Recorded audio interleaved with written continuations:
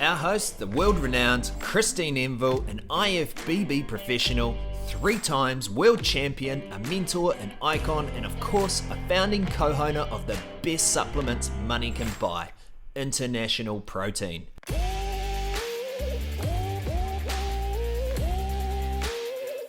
In this episode, Christine gives us a quick summary of which supplements are best for muscle growth. We discuss peptides, creatine, the right proteins to use, and of course, amino acids. Christine, best supplements for muscle growth, what are they? Okay, of course, it's international protein. Yep. Anything by international protein. Of course, you might be slightly biased there. Well, yes and no. I mean, obviously, I do develop products for what I think will work. Mm-hmm. Muscle growth being one of the things that I had in mind, obviously, when we developed them. But in all seriousness, obviously, the number one thing for muscle growth has to be protein. Yeah. If you don't have extra protein, you're not going to grow the muscle. I mean, obviously, if you have protein without training, you're also not going to grow the muscle. So, but we'll assume that people are training. Mm-hmm. But just going back, this is one of the questions that we did get asked. I put up a post on my Instagram about what people wanted to hear about. And obviously, a lot of people kind of said, yeah, we don't know what to take to actually grow muscle. But I do kind of want to clarify that you do have to train, because some people do think that just taking a supplement and not putting the work in the gym is going to grow muscle. But the two things obviously go hand in hand. So most of us are probably going to go, yeah, of course. But I do just want to put that out there, that don't just go and take some supplements and then say they didn't work if you weren't doing a training program or something to actually make you grow muscle. And that can be the thing, that people aren't necessarily following a program that helps them to grow muscle. So let's assume that you're doing that. The number one supplement, obviously, that you would look at taking is a protein. And everyone automatically kind of says that have it post-workout. But I personally believe that you need to look at protein as a quantity that you need to have, throughout the day, and an amount that you need to have based on your body type, body weight, and I guess a little bit your body type, but mostly your body weight. Let's assume that you're wanting to grow muscle. I'm going to have to convert this back into kilos. But if you're going to go about 1.2 grams per pound, so it's a little over that 1-for-1, so it ends up at a couple of grams per kilo or just over. If you're weighing 70 kilos, you might be wanting to have up around about 180 grams per day of protein. Right. So which is quite a lot when you think about it. So then you would break that down into, say, 5 different meals. So you wouldn't try to have that all straight after your training. And some of them would be meats and some of them would be powders. Exactly. Yep. Exactly. So I always like to have that mixture, but that's really why the powders come about, is because if you're trying to get 180 grams of protein, keeping in mind that steak has about 28 grams per 100 grams uncooked, and chicken has about 20 grams, maybe 22 per 100 grams. It's a lot of meat. That's a hell of a lot of meat. And it's a decent bill as well, isn't it? Exactly. Yeah. So protein powder is not only a convenient way, because, think about physically having to chew all of that, having to cook all of that and pay for all of that. So protein powder is perfect for fitting in there. Some obviously are suited to have straight after training, but if you're eating 5 meals a day or 6 meals a day, then you want to have pretty much, try to make it as equal an amount at each meal. Mm. And that's where, it comes to that kind of, roughly 30 grams a meal, somewhere between 25 and 35 is ideal. And that's, roughly what a serving of protein powder has. So that would be your number one. If you're training really, really hard and you have that requirement for protein and you're not fulfilling it, then you are going to be compromising your muscle growth. So that's simple without, taking anything else on top of that. My next supplement for muscle growth really would be creatine, because obviously to grow muscle, you need to overstress the muscle and you need to give it a reason to basically repair, which is where the growth comes in. So if you're just training at a status quo, you're not putting your weights up, you'll get a certain amount of muscle growth initially, but then if you're not not continuing to progress and not continuing to put more overload on your muscle and do more weight, then the body has no reason to grow that muscle. Like it's at a status quo. So you need to continue to go that little bit heavier or find ways of putting your muscle under more tension. And, we've talked about different rep speeds and we've talked about drop sets and we've talked about other ways of doing that, because it's just going heavy isn't really suitable for everybody, particularly as they get older. But if you're able to use heavy weight, then, that's basically the number one thing that you need to do. But where the creatine fits in is allows you to go heavier. It gives you more strength and that's going to allow you to progress. So it's a really, really good supplement for that. And do you use it all the time, or is it something you'd cycle on, cycle off? It's something like with the creatine that we have, you don't technically have to cycle off it and on it. But what I do find is that you can build up a little bit too much creatinine in your system, and that can cause problems around the uric acid buildup and, people getting gout and things like that, which is very, very painful. And it feels like maybe you've broken your toe or something. And it is something, again, that as people get older or just some people are more susceptible to it. And I know that myself, if I do creatine, it's kind of hit and miss. Like sometimes I might be fine for 3 months, and then sometimes I might use it for a month and then find that I have a problem. So it's something I can't, because I eat everything very consistently, I can't say, oh, maybe it's another factor affecting it.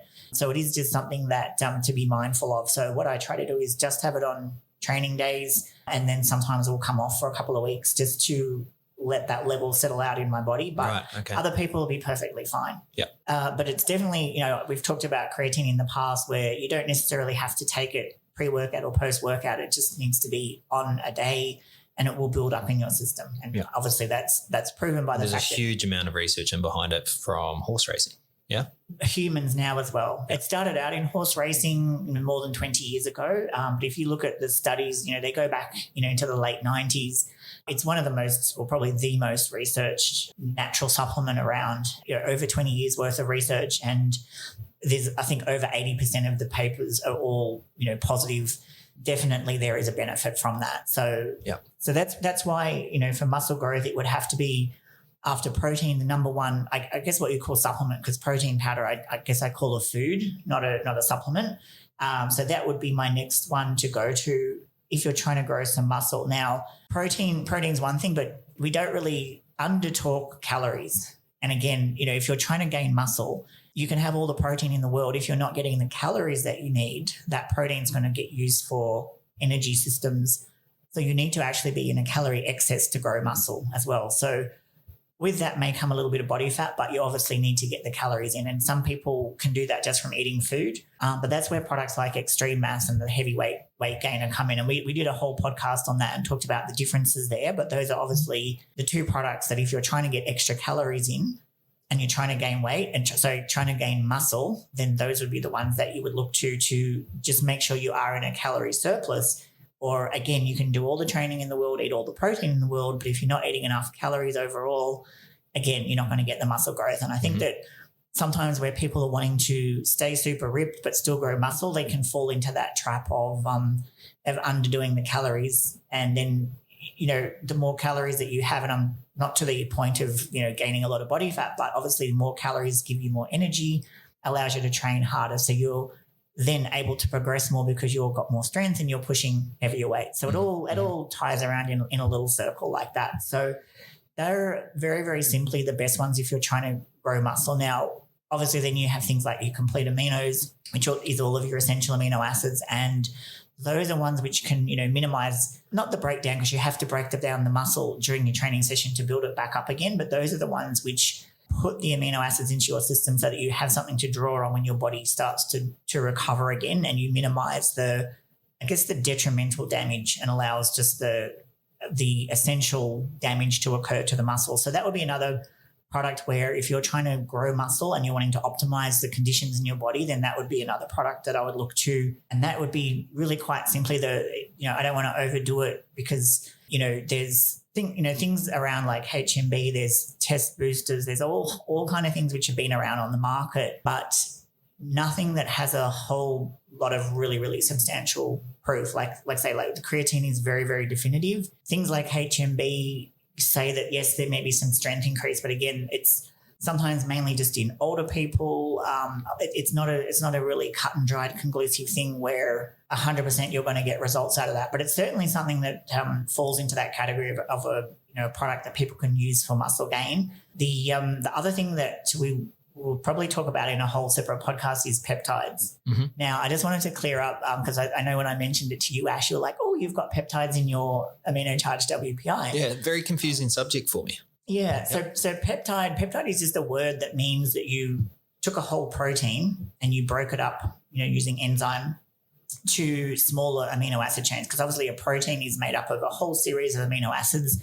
strung together in various different formats. And that's every protein is like that. So then to make a peptide just means either like di or tri, like 2 or 3 little amino acid chains. So it's a much more quickly absorbed. So when it comes to talking about WPI or a whey peptide, it's that whey protein that's been cut up into shorter chains. So your body absorbs it a lot more quickly. Right. And then obviously something like a complete aminos has the casein peptides, which is all of the amino acids that exist in casein, but just chopped up into smaller pieces. So you get the benefits of those amino acids and the profile of that particular protein, but you get them absorbed very, very rapidly. So you can use them a lot quicker. That's what a peptide is when it relates to the protein powders that we have. Then there's peptides, which are essentially, biological substances, which either they have so many different uses, but the ones that we're talking about, I guess, in relation to sports supplements and really anti-aging is the ones which will either imitate growth hormone or help your body to produce more growth hormone or repair injury, basically work at that level within the body. So what we will do is we will do a whole separate podcast on this topic, because I think that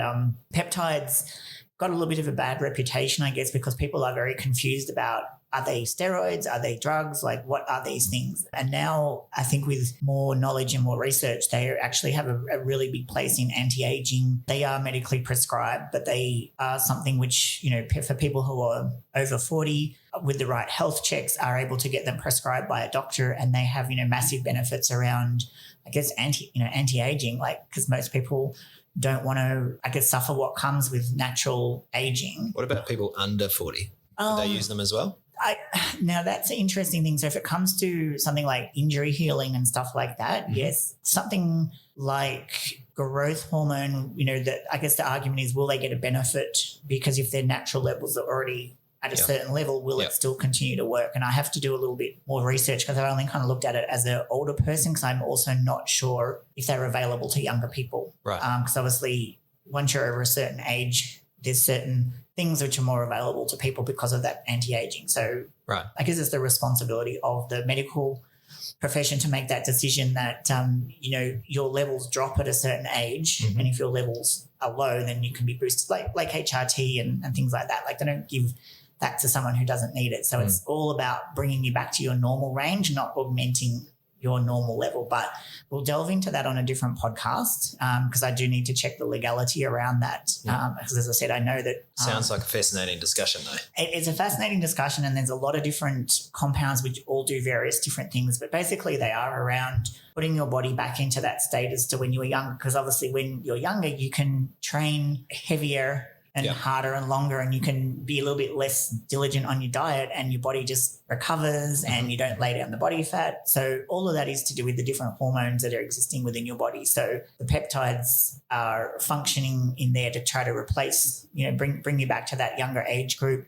And it can be, other things as well, like things like hair growth and skin, how your skin is and everything, and all that. They can help on a whole bunch of different things, because there's just such a broad range of them. So as I said, we'll talk about that in more detail, but I just hopefully cleared up about the difference between a peptide that you see in a food product, which has nothing to do with the peptides, which will be associated with anti-aging and potentially fat loss and muscle growth and injury recovery and those things which are more pertinent to weight training. Okay. So just to summarize what we've talked about in this episode, so the supplements that are best for muscle growth are? A protein. Yep. And I suppose I probably should say, what type of protein. It's multiple proteins. Multiple proteins. But if you're going to talk about the post-workout one, then obviously a quick-acting one. But WPI. Amino charged WPI. But if you're talking about throughout the rest of your day, then I always do encourage people to go with a more blended type of protein, or something which has a broader variety of amino acids in it. But protein as a category, then obviously the creatine or the creatine, complete aminos, which is your essential amino acids. And if you're a person who really can't get enough food in, then a weight gainer, so something like extreme mass or the heavyweight gainer, are your calorie givers, because they will give you still some protein and contribute towards that. But it's very, very simple. It's not you don't have to be worried about whether you're having a whole bunch of, whether you've got your pre-workout or your pharmaceutical type, HMBs and test boosters and all that kind of thing. Keep it very, very simple. Okay. Fascinating stuff, Christine. Thank you very much. Thank you, Ash. Words of wisdom.